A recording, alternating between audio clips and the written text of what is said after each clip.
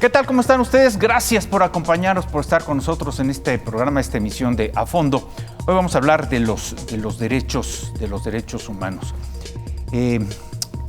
Este es un tema, un filo de la navaja, es un término quizá de exceso o de aislamiento. El ser humano de por sí anda en busca del reconocimiento a sus propios derechos, desde los más elementales hasta los consignados por la ley. Unos abusan, otros humillan. ¿Dónde empiezan y dónde terminan mis derechos? Este es el tema para tratar a fondo. Y bueno, vamos a dividir nuestro programa en 4 secciones, sabe usted la dinámica. El primer tema es derechos humanos o humanos con derechos, que es distinto, evidentemente es un factor distinto. De la marginación al abuso, nuestro segundo bloque para el análisis de la marginación al abuso. El tercer bloque es: ¿necesario buscar derechos? Tenemos que andar preguntando, interrogando, legislando sobre la necesidad de los derechos. Y el bloque número 4 es: ¿México realmente es estandarte de los derechos humanos? Es un tema muy interesante y me da mucho gusto que esté con nosotros destacados académicos, analistas, como lo es Jorge Alejandro Saavedra, Joaquín Narro. ¿Cómo están? Gracias por acompañarnos. Joaquín, muy buenas noches. Querido Carlos, muy buenas noches, Jorge. Jorge Alejandro Saavedra, qué gusto también. A ver, Joaquín, dime algo. ¿Son derechos humanos o humanos con derechos? Yo creo que el primer tema, el primer bloque que planteas, Carlos, es muy interesante y es fundamental para poder abrir la discusión y poder empezar a plantear el marco de este importante tema que es pieza clave de la civilización en la actualidad y que ha venido siendo de unas décadas para acá, particularmente desde la Declaración Universal de los Derechos Humanos, un tema recurrente en prácticamente todos los estados. Considero personalmente que ambos términos, ambos conceptos tienen que ir de la mano, tiene que entenderse los derechos humanos como una conquista permanente que la sociedad ha viniendo haciendo de sus derechos, de sus libertades más elementales, pero también tiene que corresponderse con una actitud de la humanidad, de las personas, de los deberes que tiene respecto de sí mismo y respecto de otros. En algún momento, el Premio Nobel de Literatura, José Saramago, hablaba de una carta que reconociera no solo los derechos, sino que reconociera también estos deberes que tienen las personas respecto de la sociedad y respecto de sus semejantes. Creo que son dos nociones, dos términos que tienen que ir muy de la mano y que una no está peleada con otra, sino que más bien van ligadas en este proyecto civilizatorio que hoy tenemos en pleno siglo XXI. A ver, Jorge Alejandro Saavedra, te ruego prender tu micrófono para poderte escuchar. Pero, a ver, Joaquín nos habla de deberes. A ver, entiendo que desde el momento de la gestación, si no es que al nacimiento, ya tenemos derechos. ¿Por qué tenemos que pelearlos, que hablar de ellos, que legislar sobre estos? Jorge. Sí, cómo no. Muchas gracias y gracias a Joaquín por la introducción y Carlos tratando de abordar el tema. Pues el punto es que cuando dices humanos con derechos o derechos humanos, para mí es de alguna forma lo mismo, ¿no? Porque si somos humanos tenemos derechos sobre todos los derechos humanos. Hay otros derechos que no están clasificados como derechos humanos, pero hay una serie de derechos humanos que son un conjunto de prerrogativas sustentadas en la dignidad humana y cuya realización efectiva resulta indispensable para el desarrollo integral de la persona. Entonces, dentro de estos derechos, pues estos son inherentes a todos los seres humanos, por eso cuando dices humanos con derechos, sí, simplemente por el hecho de ser humanos. Es que tenemos, por ejemplo, derechos a igualdad ante la ley, por ejemplo. Eso es un derecho humano, independientemente de lo que diga la ley, si la ley fue modificada o no, pero igualdad ante la ley es un derecho humano, ¿no? Y una serie de derechos que se van adquiriendo de acuerdo a los países, pero hay alguna serie de derechos que son universales, es decir, que aplican aquí, aplican en China, bueno, digamos, aplican aquí, en México, aplican en Estados Unidos, aplican en China, pero en algunos lados, pues evidentemente no se respetan del todo, ¿no? Pero esto tiene que ver, no tiene que ver con la nacionalidad, no tiene que ver con el lugar de residencia, no tiene que ver con el sexo, la orientación sexual, el origen nacional o étnico, religión, lengua o cualquier otra condición.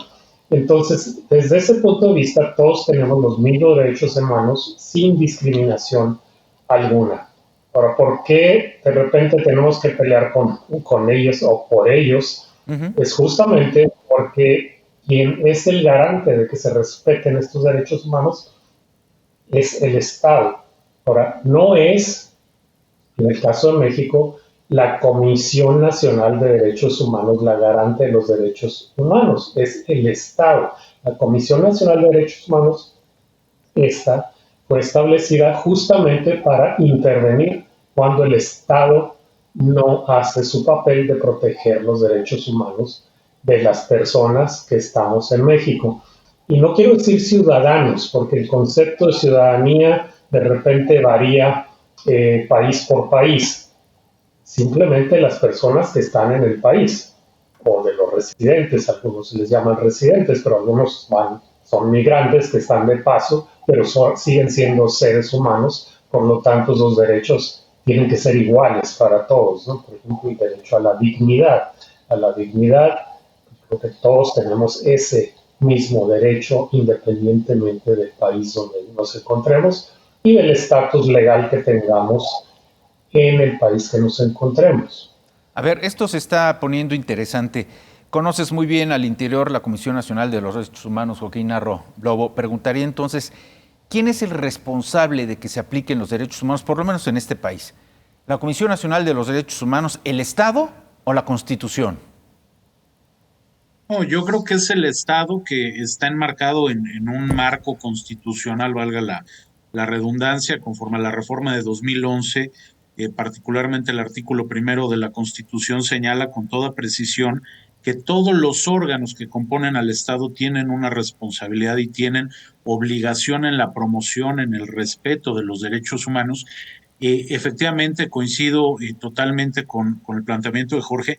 La comisión es un órgano que tiene el mandato constitucional de cuidar particularmente los derechos de las personas, pero el respeto a los derechos humanos pasa por la Secretaría de Salud en el derecho a la salud, por la Secretaría de Educación Pública en el tema de la educación, por organismos y órganos especializados como la Comisión Ejecutiva de Atención a Víctimas, pero también por los distintos organismos en el Estado que protegen a determinadas poblaciones, como la población de pueblos y comunidades indígenas, como todo el espectro de la diversidad sexual, etcétera.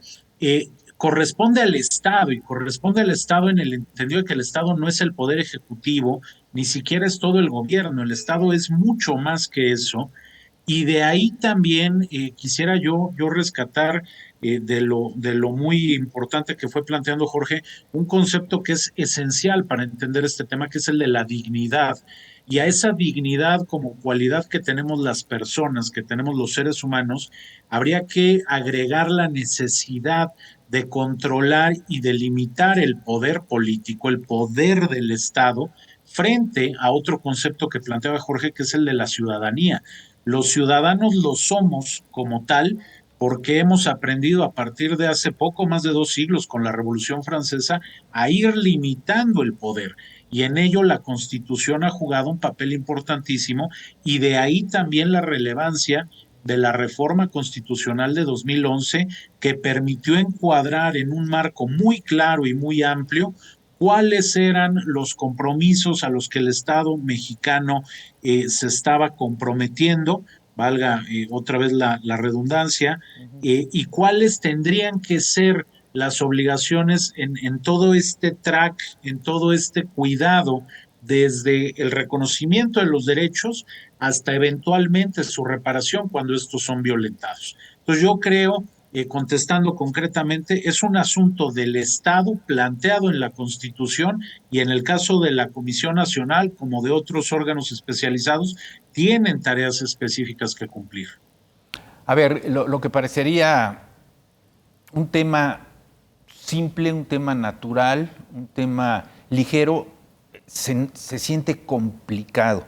Yo pregunto, Jorge Alejandro Saavedra, entonces, ¿somos los seres humanos los que vulneramos los derechos de los demás o es la política y el poder el que los merma? Bueno, evidentemente todo pasa por seres humanos, ¿no? Evidentemente es un ser humano el que provoca algún daño a otro ser humano, pero justamente por eso existe el Estado, para regular las relaciones entre los seres humanos y por supuesto el Estado es el que debe ser garante de que se protejan los derechos humanos. Las instituciones por sí solas no actúan, quienes actúan son los seres humanos que están dentro de las instituciones. Entonces, desde ese punto de vista, efectivamente es un ser humano que puede dañar a otro ser humano, pero justamente para regular estas conductas de los seres humanos que habitan en un país, que habitamos en un país, para eso tenemos al Estado que establece leyes, procedimientos, normas de conducta y toda una serie de regulaciones que son las que las personas que estamos en ese país tenemos que seguir para convivir, para una sana convivencia. Y en este sentido, cuando alguna otra persona daña los derechos de otra persona, las instancias que tiene son las que provee el Estado. Para eso fue creado el Estado, de alguna forma para lograr que la convivencia entre seres humanos que están en un mismo país pueda ser o desempeñarse o desarrollarse dentro de un marco de derechos, pero también de reglas, obligaciones y deberes, como mencionaba hace rato Joaquín, ¿no? Lo que no puede hacerse es discriminar a unos en contra de otros por algunos motivos que son inherentes al ser humano, ¿no? Por ejemplo, el color de la piel. El ser humano no puede hacer nada por cambiar el color de la piel, ¿no? Podrá asolearse menos. La cuestión étnica, eso pues ya viene inherente con el ser humano. Y otro tipo de cuestiones, la raza, la orientación sexual, una serie de cuestiones que son inherentes al ser humano, independientemente de que haya diversidad, incluyendo la religión actualmente, y bueno, desde hace tiempo también se incluye como una cuestión de no puedes discriminar porque esta persona tiene una religión, esta tiene la otra, desde el punto de vista legal y por parte del Estado. Por supuesto, dentro de las religiones, ellos establecen las reglas. Por ejemplo, si alguien no es católico y no hizo su primera comunión, pues seguramente la iglesia le prohibirá recibir la comunión, pero porque son reglas internas de esa religión. Pero finalmente ese ser humano puede irse a otra religión que sí le acepten. Sin embargo, no se puede discriminar a una persona en el acceso a servicios solo porque tiene una religión o tiene otra religión o un color de piel o un origen étnico diferente. Y por eso es que en el materia de derechos humanos, incluso los migrantes están protegidos, o deben de estar protegidos por esta serie de principios que el Estado debe proteger. Por supuesto, si alguien me dice, bueno, es que está el derecho humano al voto. Sí. Bueno, los migrantes no pueden votar en un país donde no están como regularizados para poderlo hacer.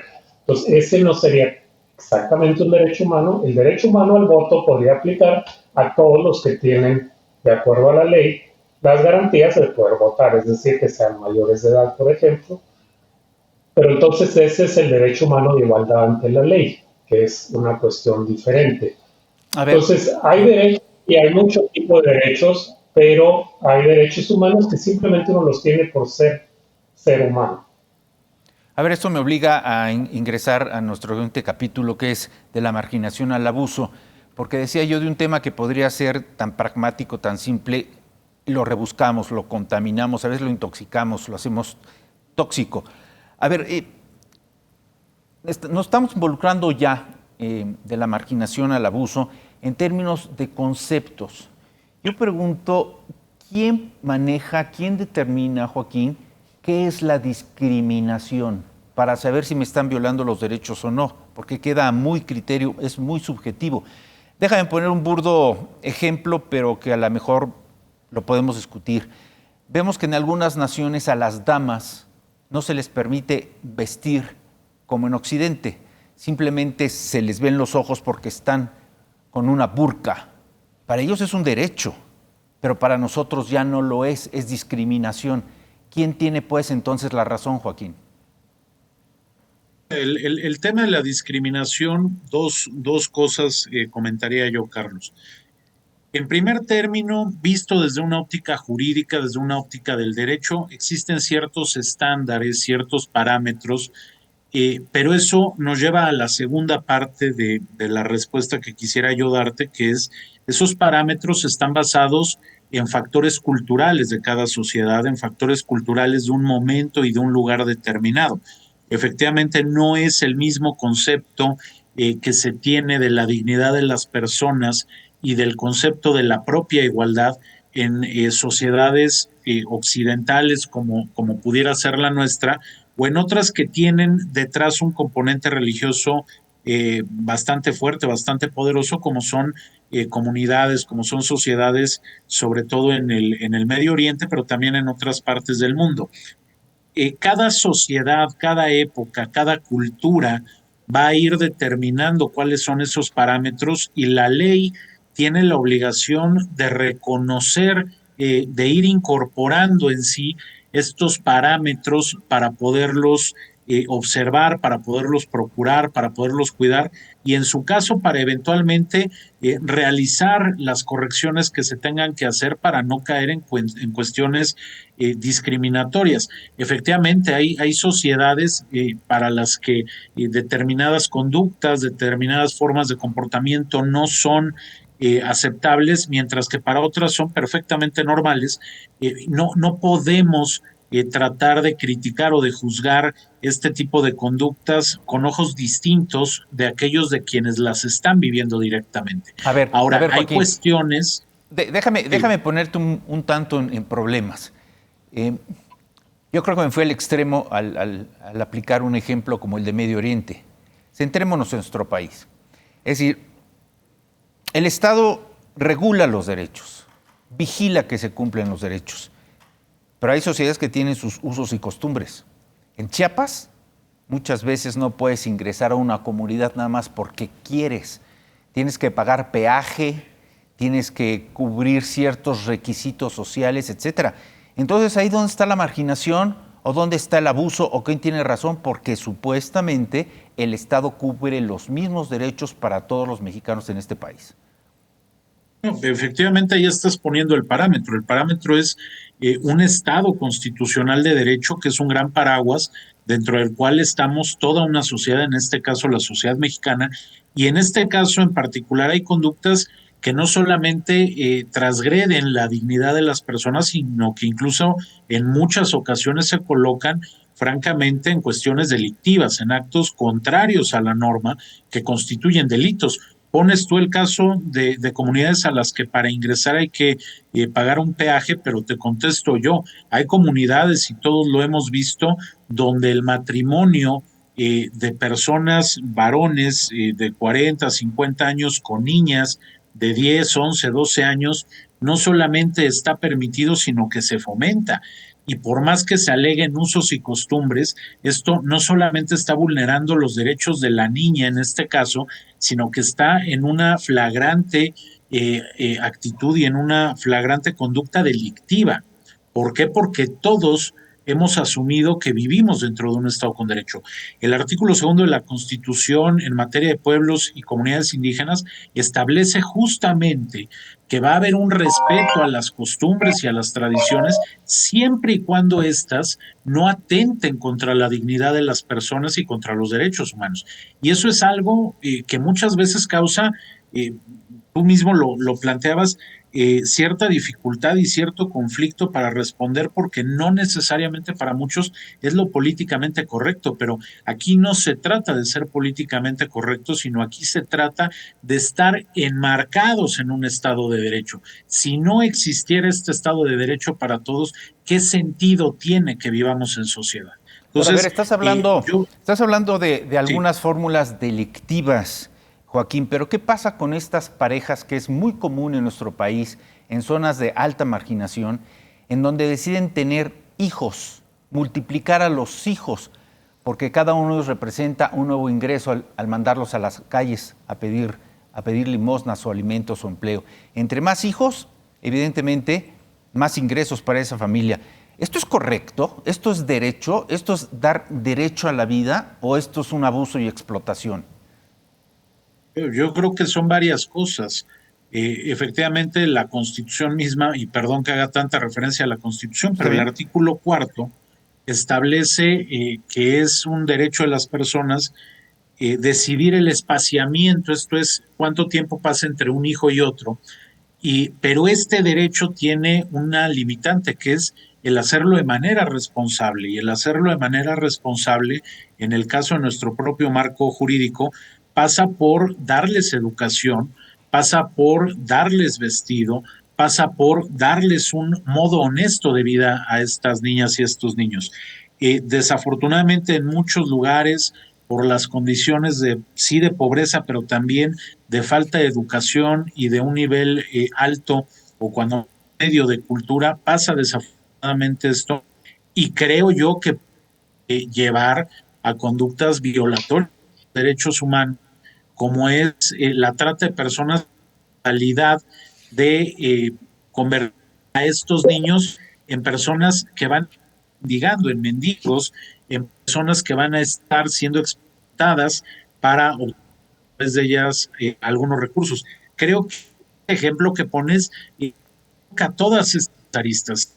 Es uno de los temas complejos por la falta de educación, por la falta de y por la alta condición de pobreza en la que desafortunadamente seguimos viviendo. Pero a ver, no sé si estés de acuerdo con lo expresado por Joaquín, Jorge Alejandro, pero me da la idea de que los derechos más elementales, como tú lo has dicho, la dignidad, el respeto, la educación y alimentación, se anulan por completo por la necesidad del hambre. Entonces esto obliga a cancelar muchos derechos para que los niños salgan a trabajar a la calle, y entonces es el derecho que tienen a vivir para poder comer. Definitivamente, no es que esté yo en desacuerdo con Joaquín, yo lo que tal vez vería otra parte de la óptica. Por supuesto, las personas tienen el derecho de tener sexo, no tener ser sexo reproductivo o no tener sexo reproductivo que sea protegido para no tener hijos, pero no hay ninguna ley que les obligue a hacer de una forma u otra. Por supuesto, durante muchos años, por ejemplo, China tuvo la política de de un solo hijo en cada familia. Eso evidentemente era violatorio de los derechos humanos, porque, pero bueno, a China no le importó. Esa era su política para control de alguna forma del crecimiento poblacional, porque China era el país más poblado del mundo y ellos sentían que si crecían más iban a ser más pobres. Finalmente ya quitaron esa política. China ya no es el país más poblado del mundo por ser la India. Sin embargo, hay alguna serie de cuestionamientos porque tú mencionabas del caso de la delincuencia. Entonces son los delincuentes los que nos violan los derechos humanos, pero no, es el Estado el que nos tiene que proteger de la delincuencia, es decir, es el Estado el que tiene que responder en esos casos, y si no lo hace, quien está violando los derechos humanos es el Estado por no proteger a sus ciudadanos o a sus habitantes o a los residentes en ese país de la violencia o de la delincuencia, porque ese es un rol del Estado y aparte están las leyes. Si son delincuentes es porque están violando alguna ley, y quien es el garante de que esas leyes no se violen o el que debe de actuar para que esas leyes no se violen es el Estado finalmente. O sea, finalmente no, yo no le quito peso a los delincuentes, pero es el Estado el que debe proteger a las personas. En el caso de las familias o que mandan a trabajar a sus hijos, también hay una responsabilidad del Estado ahí, no solo es de los padres. Puede ser una responsabilidad como padres, esa es otra cosa, pero la parte del derecho humano de proteger a los menores, por ejemplo, para que no estén trabajando, esa es una responsabilidad del Estado. Entonces uno no puede como que acusar a los padres de estar violando los derechos humanos de los hijos. Es el Estado el que está violando por permitir que esa situación irregular, ilegal, esté sucediendo. Por eso es que comentaba hace rato que la Comisión Nacional de Derechos Humanos no es la garante de los derechos humanos. Es una institución autónoma creada para vigilar al Estado, para que el Estado esté cumpliendo con su mandato de proteger a los derechos humanos. Por eso es que cada vez que hay recomendaciones de la Comisión Nacional de Derechos Humanos, se los hacen a las instituciones, a los diferentes órganos del Estado, o sea, un gobierno estatal, un gobierno municipal, al IMSS, al ISSSTE, a la Secretaría de la Defensa, a cualquier instancia o órgano de gobierno o del mismo Estado, es a donde debe dirigir sus recomendaciones. Por eso es que es o debe ser una instancia completamente autónoma que lo que está haciendo es vigilar que el Estado cumpla con su función de proteger a los derechos humanos de las personas que habitan en ese país. Entonces, Vaya, desde ese punto, uno no puede decir que son los padres, por supuesto, los derechos de paternidad y todo esto, la relación interfamiliar, ese es otro asunto, pero es el Estado el responsable de que las cosas funcionen de la forma que uno considera deben funcionar. oye, Jorge Alejandro, vaya tema que nos acabas de arrojar a la mesa, porque yo he escuchado al presidente de este país frente a las Fuerzas Armadas decir que los delincuentes tienen derechos nada más porque son seres humanos. Vamos a una pausa y regresamos para tratar este tema. Esto es A Fondo, volvemos. Bueno, me da mucho gusto que se integre a esta mesa sobre los derechos humanos una mujer de excepción, como es Isabel Miranda de Wallace.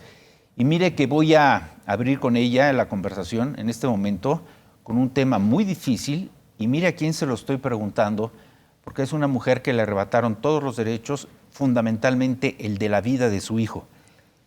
Isabel, gracias por estar con nosotros, y dime una cosa, cuando tú, después de lo que has vivido, lo que has sufrido, escuchas al presidente de la República decir que los delincuentes tienen derechos, ¿qué piensas, qué sientes? Bueno, Carlos, buenas noches, y a los panelistas y a todo el auditorio, buenas noches. Mira, creo que indudablemente es una declaración no nada más desafortunada, me parece que es poco humana. Más allá de cualquier cosa, creo que no entendemos las víctimas del delito, y cuando me refiero a las víctimas del delito hablo de delitos graves como pueden ser las madres de desaparecidos, las de trata de personas, las personas que hemos sufrido el secuestro o la muerte de un hijo. Pues claro que nos sentimos ofendidos y nos sentimos desplazados, porque indudablemente ver que se violen nuestros derechos humanos desde la presidencia es una situación muy dura para todos los mexicanos, porque si quien debería de poner la muestra de no etiquetar, de no dividir, de no menospreciar a ninguna persona, de no estar señalando desde la tribuna más importante de este país y desdeñando los principios bajo los que se rigen los derechos humanos, que es el respeto indudablemente a la otra persona, pues creo que por eso tenemos la Comisión Nacional de Derechos Humanos que tenemos, es decir, un cero a la izquierda que solamente está utilizada para cuestiones políticas, que emite recomendaciones precisamente desde ese ámbito, no desde la Constitución o desde el derecho, sino desde la parte política. Y creo que en México, aunque se violen los derechos humanos desde presidencia, se ha aplaudido que se violen los derechos humanos. Hemos visto a militares que los han violado, hemos visto a marinos, hemos visto a policías, y bueno, lo más que han logrado es muchas veces separarlo de los cargos, porque los que están presos por violaciones a derechos humanos supuestamente son más bien venganzas, porque si el mismo rasero se aplicara para todos, creo que las cárceles no alcanzarían, Carlos. Pero creo que aquí yo quisiera poner sobre la mesa una reflexión como ser humano y como persona. ¿Qué es más importante? ¿La vida de una persona o lo que ahora le llaman el que exhiban a una persona en medios de comunicación, como es por lo que han estado otorgando libertades y recomendaciones? Me refiero, por ejemplo, hay muchas niñas que fueron violentadas y es la única forma que tienen de reconocer a su violador porque lo ven en la tele o porque alguien sacó su rostro. Creo que a veces vivimos en una sociedad muy hipócrita, Carlos, que decimos y nos amparamos bajo los derechos humanos, pero la verdad es que creo que hay muchas de nuestras leyes que están hechas para proteger a delincuentes y para anular a las víctimas del delito. Por ejemplo, la ley de tortura. En la ley de tortura no le dieron participación a las víctimas. Puede participar las supuestas víctimas de violación a un derecho humano, pero la víctima del delito no puede participar. Entonces, a ti como víctima del delito te anulan todos tus derechos. Creo que hay cantidad de cosas que deberíamos de cambiar, pero creo que la principal es de verdad hacernos más humanos. Creo que el hecho de no tener compasión de lo que estamos viviendo es muy grave, Carlos. Hemos normalizado la violencia que viven nuestros niños, que es desgarradora, lo que ahora estamos viendo con los niños. Creo que eso coincido plenamente con el doctor Jorge Saavedra. Sería el Estado el responsable de hacerlo, pero el Estado no lo está haciendo. Y lo que es peor, nosotros como sociedad no lo estamos exigiendo. Creo que tenemos que tener mucha más exigencia al respeto de los derechos humanos. Y esos, Carlos, vienen también desde casa. Yo hace muchos años, una de las cosas que he pedido en diferentes instancias es que se dé la clase de derechos humanos verdaderamente como clase desde las primarias, pero sobre todo que se enseñe a practicar los derechos humanos. Creo que el día que cambiemos esa filosofía de ver a los derechos humanos solo como algo teórico, bueno, ahora hasta Saldívar dice que fue su derecho humano vernos traicionado como ministro e irse a la 4T, hasta eso fue su derecho humano. Imagínate qué tan amplia es la puerta. Oye, Isabel, yo no sé si sería antes o después clases de derecho, esto nos lo dirá Joaquín Narro, clases de derechos humanos en Derecho, en la Facultad de Derecho, o antes tendríamos que pasar por clases de civismo. Pero, a ver, hace unos momentos, Jorge Alejandro, preguntaba yo si es la política y el poder la que merma los derechos humanos. A ver, soy específico y muy claro. El presidente de la República anticipa que tienen derechos los criminales porque son seres humanos. Pero a los guerrerenses se les arrebatan los derechos a la atención, a la salud, a la alimentación, a la medicación y a la emergencia después de una tragedia y catástrofe como el huracán Otis. Entonces, ¿a qué estamos jugando, Jorge Alejandro? Sí, mira, yo creo que esa fue una frase desafortunada, porque lo que se debe aclarar es los seres humanos tienen derechos humanos. Los delincuentes, si son delincuentes, es porque cometieron un delito, es decir, violaron una ley, violaron la libertad, privaron de la vida a alguna persona. Entonces, no está bien aplicado esto. O sea, a ver, perdón, Jorge Alejandro. Perdón. Pero no. Déjame decirte algo y referente también a lo que dijo Isabel. ¿Es una frase desafortunada? ¿Realmente pensamos que es una frase desafortunada o fue una orden disfrazada a las Fuerzas Armadas? Pues no sabría decirlo si fue una orden a las Fuerzas Armadas de manera disfrazada, y si fue así, de todos modos sigue siendo una situación muy desafortunada. Por cierto, primero, mucho gusto conocer a Isabel Miranda de Wallace. No tenía el gusto de conocerla, a pesar de que cuando renunciamos los consejeros de la Comisión Nacional de Derechos Humanos, la presidenta de la comisión nos acusó de habernos puesto de acuerdo con Isabel para renunciar, y pues yo no la conocía, y no nos pusimos de acuerdo. Para que veas el poder que tiene Isabel.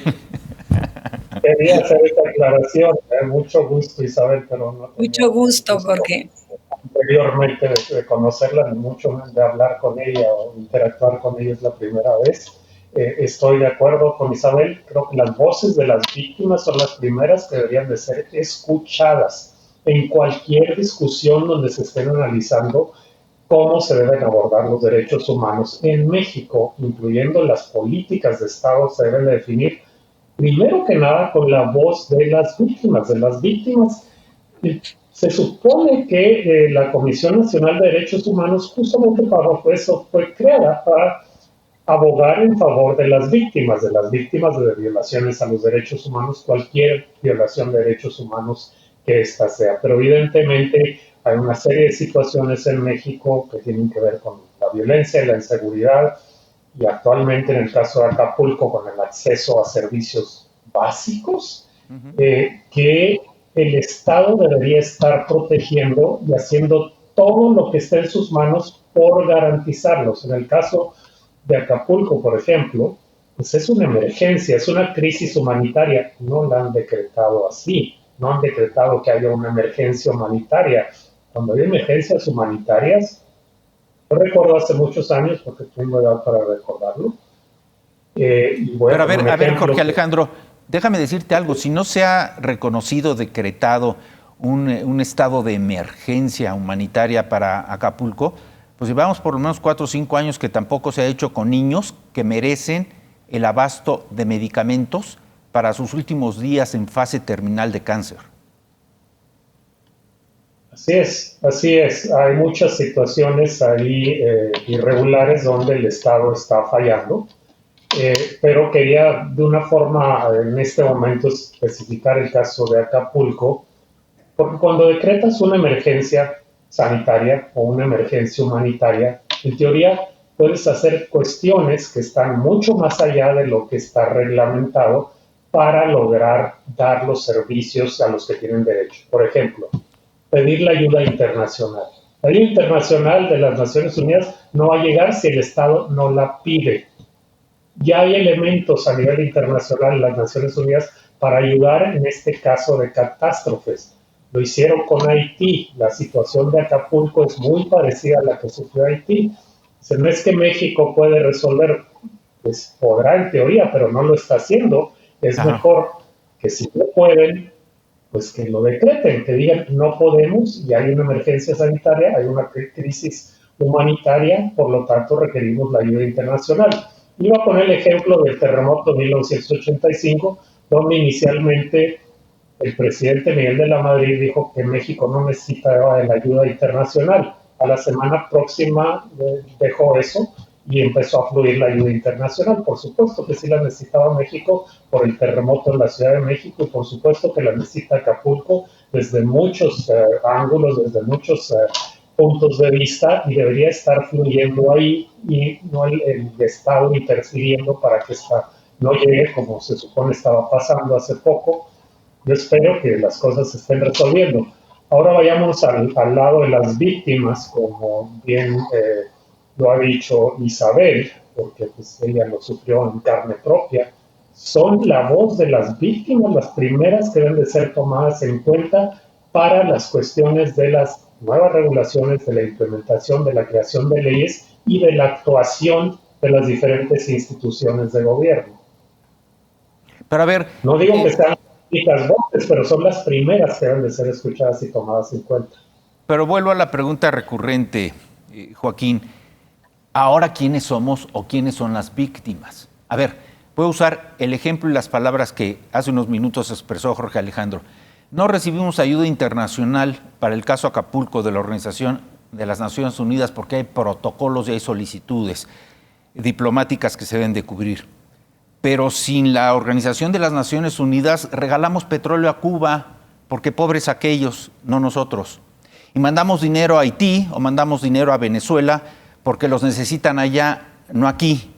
Entonces no acabo de entender en dónde están mis derechos y dónde no están mis derechos, o si yo soy víctima o no soy víctima. Joaquín. Yo creo, estimado Carlos, desafortunadamente en este país todos somos víctimas en distintos momentos y de distintas violaciones. Este debate sobre si derechos humanos para todos o si los delincuentes tienen o no, yo creo que parte de un hecho perverso, que es la enorme impunidad que impera en México y que provoca estos sentimientos también de indefensión de las víctimas originales, que al no obtener justicia, encuentran en el que originalmente les violentó, ya sea un derecho humano o ya sea un derecho de otra naturaleza que pueda ser a través de un delito, al no encontrar la justicia que el Estado tendría que estar impartiendo, se genera este sentimiento y todos terminamos siendo víctimas en algún momento y de distintos tipos de violaciones de derechos. Ahorita con el ejemplo que señalabas de Acapulco, evidentemente son víctimas las personas que han perdido sus casas, que han perdido sus centros de trabajo, que han perdido su forma de llevar un pan a la boca por una violencia estructural del Estado provocada o continuada por negligencia, pero que a final de cuentas tiene a la gente ubicada en situación de pobreza y tiene a la gente colocada en una indefensión ante las omisiones recurrentes del Estado.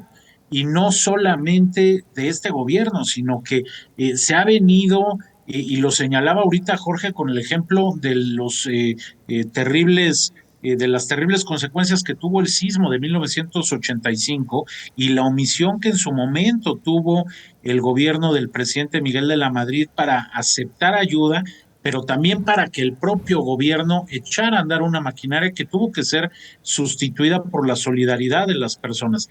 Hemos venido acostumbrándonos a tener gobernantes, a tener autoridades que no están a la altura de las necesidades y de los derechos que hemos venido conquistando las mexicanas y los mexicanos. A fin de cuentas, todo parte de estas omisiones por negligencia y por omisiones que pudieran incluso eventualmente calificarse como perversas. Es que estamos en este falso debate de si los delincuentes tienen derechos humanos o no. Es que si hubiera justicia, si la impunidad no campeara en nuestro país, no estaríamos en esta discusión. Esta discusión no se tiene en los países donde no hay impunidad. Estas discusiones no se tienen en los países donde el Estado efectivamente garantiza condiciones para el desarrollo de las personas.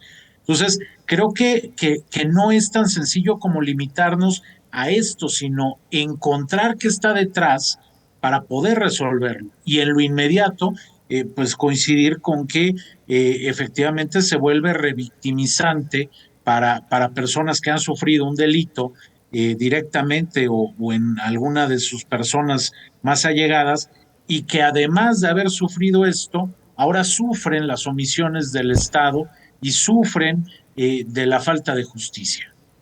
Pero la salida más fácil es, y si así no lo hiciere, que la nación me lo demande.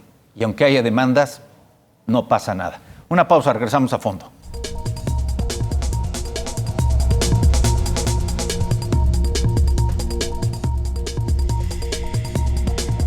Estamos llegando al cierre del programa, pero tenemos minutos suficientes todavía para expresar varias ideas sobre los derechos humanos. Yo le preguntaría a Isabel Miranda de Wallace, con lo que aquí se ha dicho, Isabel, con lo que sabes, lo que has vivido y sientes, ¿puedes establecer que México es un estandarte en derechos humanos? Carlos, por supuesto que no. Creo que somos una vergüenza a nivel mundial lo que pasa en este país. Déjame empezar por retomar lo que atinadamente dijo el doctor Jorge Saavedra, de que me acusó la presidenta de la Comisión Nacional de Derechos Humanos de yo haber instrumentado el que todo el Consejo Consultivo renunciara. Imagínate, echarme a mí la culpa de sus errores, porque ella, cuando yo oí de una conductora, Rosario, eres una vergüenza para nosotros, me pareció incluso ofensivo al principio, me pareció que pese a todo deberíamos de respetar su investidura como presidenta de la Comisión Nacional de Derechos Humanos. Sin embargo, déjame decirte que me retracto de ese pensamiento y creo que no es digna de ser presidenta de la Comisión Nacional de Derechos Humanos, Carlos. Déjame decirte que por instrucciones, no sé si del presidente, pero de arriba, emitieron una recomendación contra 3 de los secuestradores de mi hijo, pero ahí no paró la cosa, Carlos.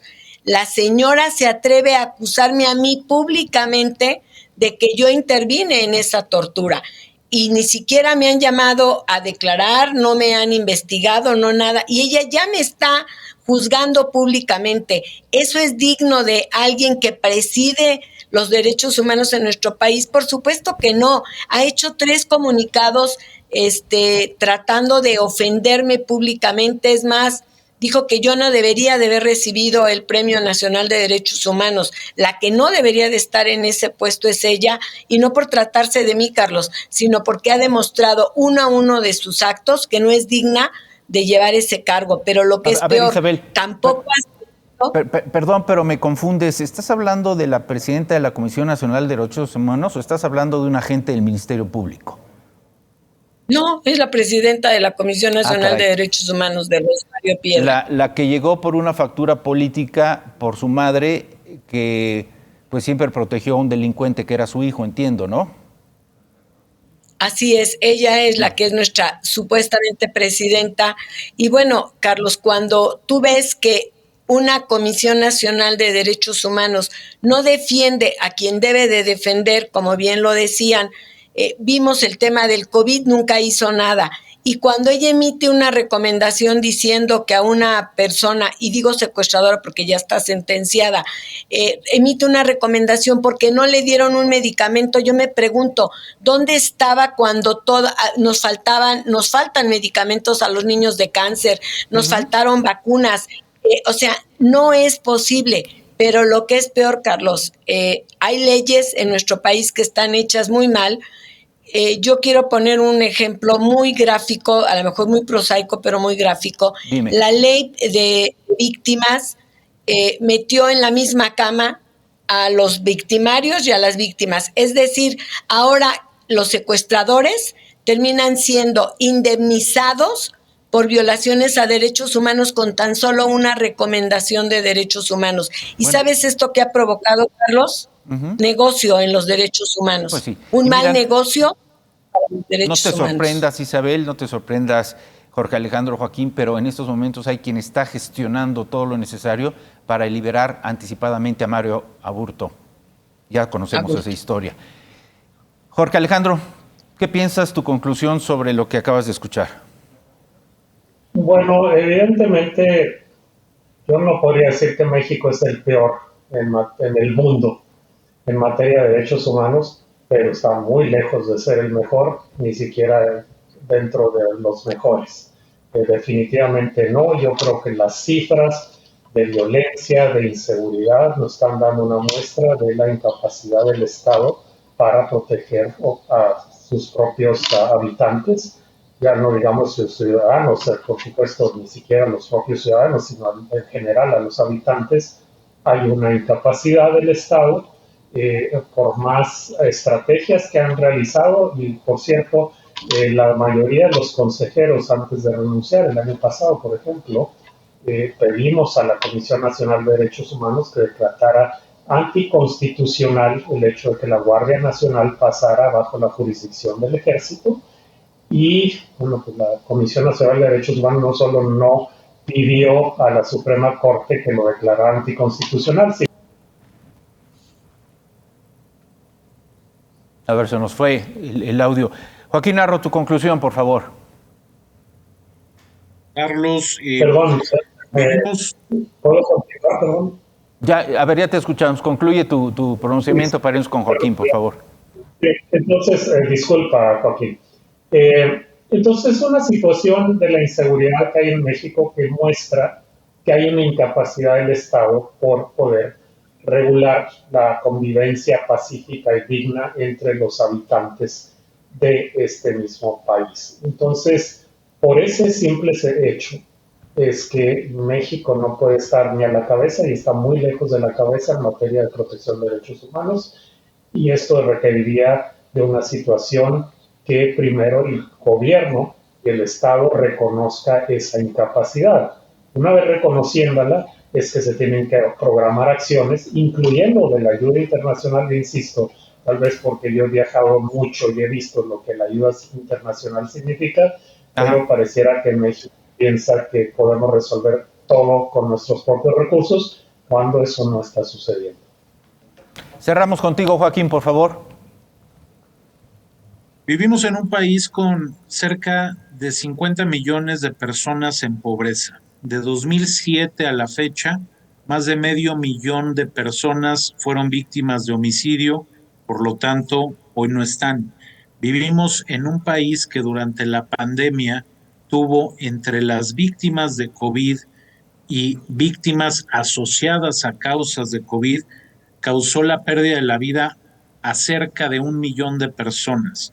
Vivimos en un país en el que se cometen 11 feminicidios al día.